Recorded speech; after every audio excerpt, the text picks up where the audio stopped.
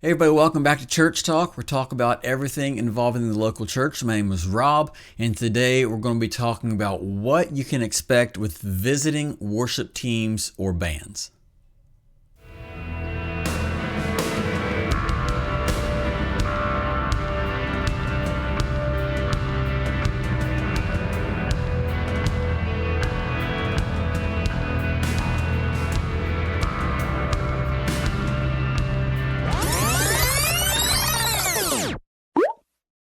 All right, if you are in a church and you are inviting another worship team out to an event or to your church, or maybe you're inviting a band out to your church or having an event, there are some things that you can expect that band or that other worship team will need that is different from your normal band or your worship team.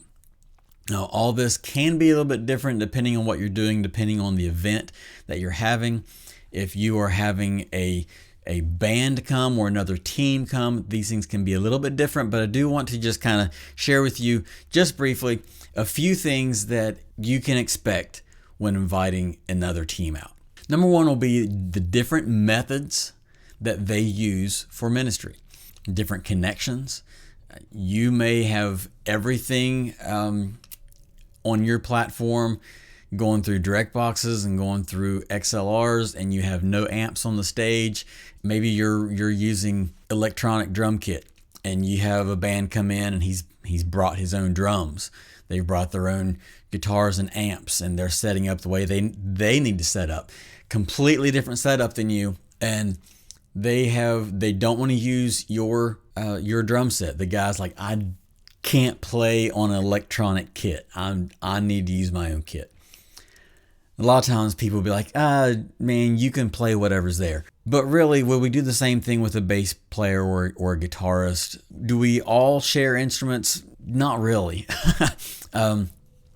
Normally, I would not leave my guitar out for somebody else to play.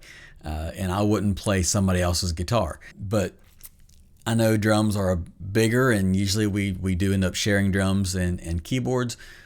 But at the same time, what if we've invited them? You've invited them, and that's something that you need to talk about before they come. Is what is your needs?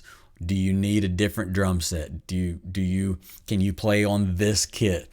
So different methods. What that can be too is, say your keyboard player comes in and you're using a mono setup. You just plug 1/4 inch into your keyboard and that's it. Now this keyboard comes in and they use a stereo setup. Do you have the channels for that? Or are you gonna have to tell them, hey, you can't do stereo, you just have to do mono?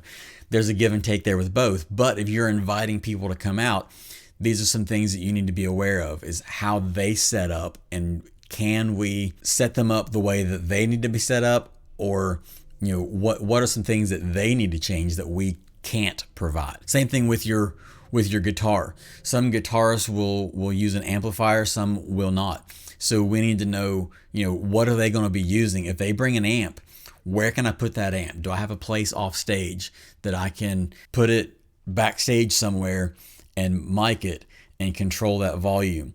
Or do I need to tell them we don't have place for an amp? We're going to have to, can you not bring an amp? Can you bring an amp simulator instead? Or do you have an amp that has a direct out so that we can control the volume better? Those type of things you need to be aware of how they set up and their methods of ministry. Another one is their monitor needs.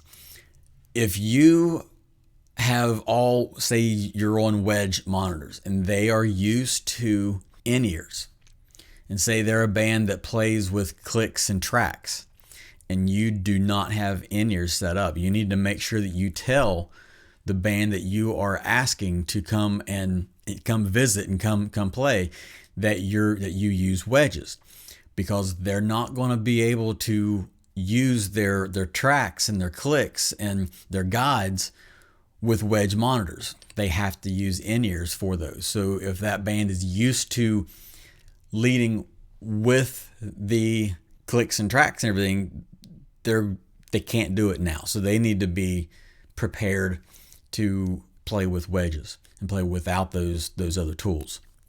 So those are some things that you need to communicate to the visiting band, that this is your setup. This is how you guys run everything, so that they know that if they are a band that needs that click and they need that guide, then they may not be the right band to come. But if they're a band that uses those tools and they can drop them at any moment, then hey, then they would be fine to come play with Wedge monitors. The other thing that you need to know is how many people are you bringing with you?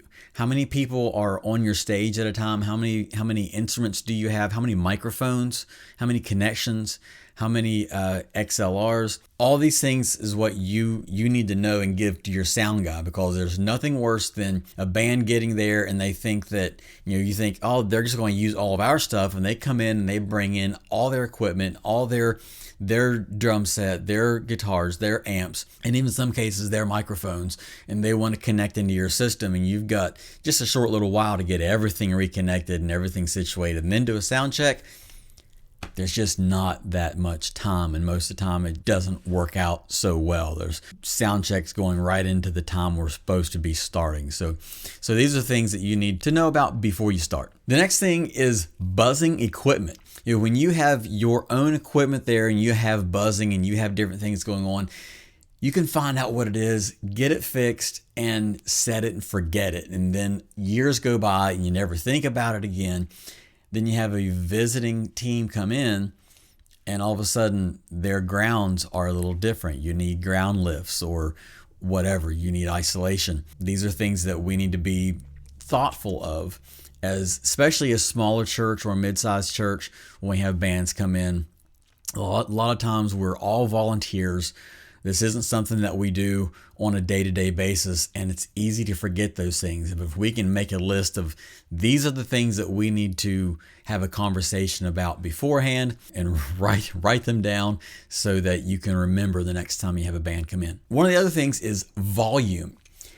Your band might be a little bit quieter, and maybe this band coming in is a whole lot louder, or vice versa. Maybe your band is really loud and the band you have coming in sings very soft and very quiet, and you've really got to adjust all your volume and adjust all your gain, and it's really going to mess up your settings for your normal church service.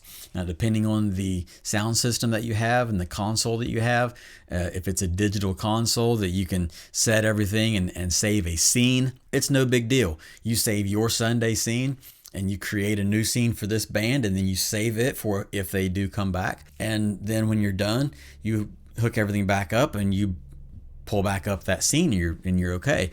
But what if you don't have that luxury? If you have an older analog sound system that everything is completely changed, EQs are changed, it's really difficult when you have some older equipment and everything's changed and you never touch any of that because your system and your sound is the same all the time. These are some things to be mindful of before you invite another team to come in and minister to your church, or come in and lead worship at your church. And none of these things are bad. They're just things that we have to be mindful of, that we need to know, so that when we go back to our normal setting, we can, and then things aren't messed up because of the event that we had the night before or the week before. The other thing you can expect is different attitudes.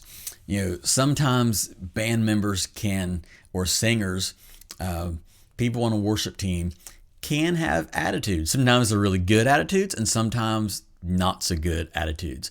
And you don't know all the people who are coming in. So sometimes if you expect the best and you don't get that person's best, then they go away and you guys separate and you're like, man, I didn't really like that team. I didn't like that guy. But if you expect there to be a little bit of attitude here and there because, maybe in their mind, maybe they didn't really want to come. Maybe they had something else going on, or they were rushing around trying to get there. And so they're giving of themselves, and then everything is completely changed and they're having a difficult time as it is. And that's showing a little bit on the outside. Give them grace. Give them grace, because sometimes we think an attitude is just because the guy has a bad attitude. And sometimes it's because of, they're wearing their emotions on their sleeves, so to speak. And maybe they're having a bad day. So don't judge that person based upon the one time that you meet them. Give them grace, and be expecting a little bit of different attitudes whenever you have a worship band coming in, because like I say, you're dealing with many different people, not just like a pastor or an evangelist coming in. You're dealing with one person. But when you have a team come in, you could be dealing with, at least 5, 10, 15 people. So depending on how large the ministry is, and you got a lot of different people there that you're dealing with. So just approach that with grace. The other thing that you can expect is that they are going to want water. They're going to want to drink something. Make sure that you have plenty of bottles of water on hand whenever you invite another worship ministry or band out, because singers are going to go through a lot of water. I know on a typical Sunday morning, I might drink 1 to 3 bottles of water on a Sunday morning. Just by the time we get through rehearsal, by the time we get through the set list, and then when I go back up for altar, I might go through a few bottles of water, depending upon how much I've been singing lately and the needs of the morning. But make sure that you have plenty of water for those who are coming in to minister at your church. And the last thing, and this is more of if you're bringing in a band, but they may have a rider. And what a rider is basically an agreement that they put out, and they say, hey, this is our needs, and you agree to provide these needs to us when we come. And so riders are a really good thing if you are on the road, if you are traveling all the time. You're not just traveling regionally or locally, but you are all over the place. Riders are something that if you're a traveling band, you really do need one. And if you're the ministry that's inviting them to come, you really do need to understand that this is their livelihood, and they can't. There needs to be some normality to their life. They're all over the place. They're on the road all the time. And if they can keep the same type of food, that's why a lot of times, like with youth, you bring in a band and they're traveling, and they give them pizza and pop and whatever, and it's not real good food. And if you're on the road all the time and that's all you eat is having pizza parties and pop, and you're going to gain weight. You're not going to be healthy. So when these bands are traveling, they're trying to figure out, hey, what can we eat we want some normality. So on Monday through Wednesday, let's do this type of food. Wednesday through or Thursday, Friday, Saturday, let's do this type of food. And then Saturday and then Sunday, let's do this. And so they're trying to structure their life just like you would at your home. So you have a schedule of what you're going to eat. You have a menu for the week, or some people create a menu for the whole week or maybe the full month. And so you have a normal lifestyle. And so these bands who are traveling, they're trying to bring some normality to at least their diet and the things that they need. Yeah, expect that rider, expect that there's some needs that they may have that maybe you didn't think about. So yeah, that's it. Those are a few things that you can expect when you invite another worship team or a band to your church. If you have got any value out of this video, make sure that you hit the like button. If you haven't subscribed yet, subscribe to the channel. Just want to tell you guys about a few new products that we have on our website. There are some brand new t-shirts that we have available and some sweatshirts as well. Head over to robandjen.com/church talk to find those items, and they are available for purchase if you want them. We will see you guys next time on Church Talk. Thanks for watching.